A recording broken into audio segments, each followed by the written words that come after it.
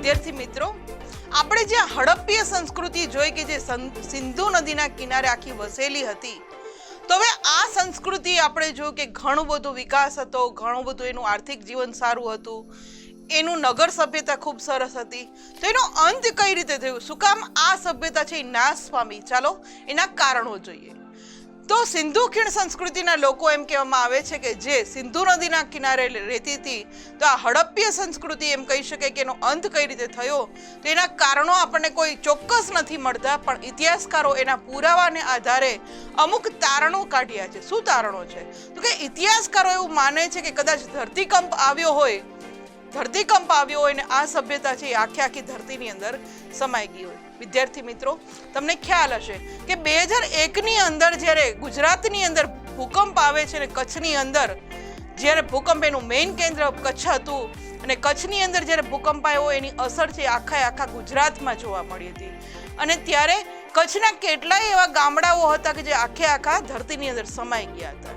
તો ઇતિહાસકારો એવું માને છે કે કદાચ કોઈ મોટો એવો ધરતીકંપ થયો હોય કે જેને કારણે આ સભ્યતા છે આખી જમીનની અંદર દટાઈ ગઈ હોય. કદાચ એવું પણ બને કે આ સભ્યતા છે એ સિંધુ નદીના કિનારે વસેલી હતી. તો સિંધુ નદીની અંદર કદાચ કોઈ મોટું પૂર આવ્યું હોય અને આ પૂરને કારણે આખી સભ્યતા છે એ તણાઈ ગઈ હોય અને લોકો મૃત્યુ પામ્યા હોય ને નદીના એમ કહેવાય કે પટની નીચે આખું સમાઈ ગયું હોય, જેના કારણે પણ આ સભ્યતા છે એ નાશ પામી હશે.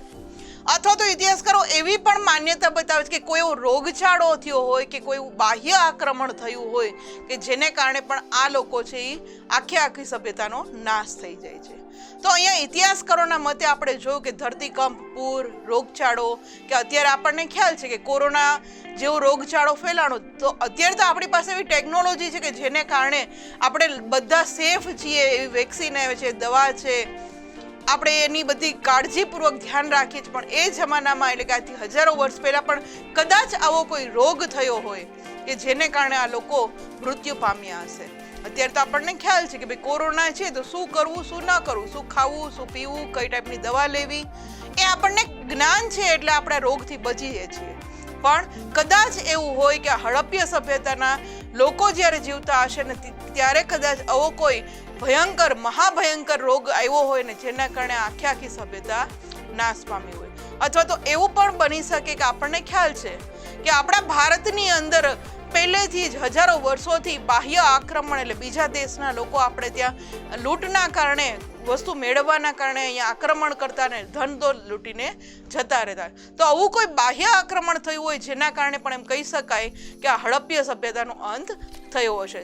તો જોયું વિદ્યાર્થી મિત્રો, આ હડપ્પીય સંસ્કૃતિની આપણે બધી માહિતી મેળવી, એ લોકોને શરૂઆતથી લઈને અંત સુધીની આપણે માહિતી મેળવી.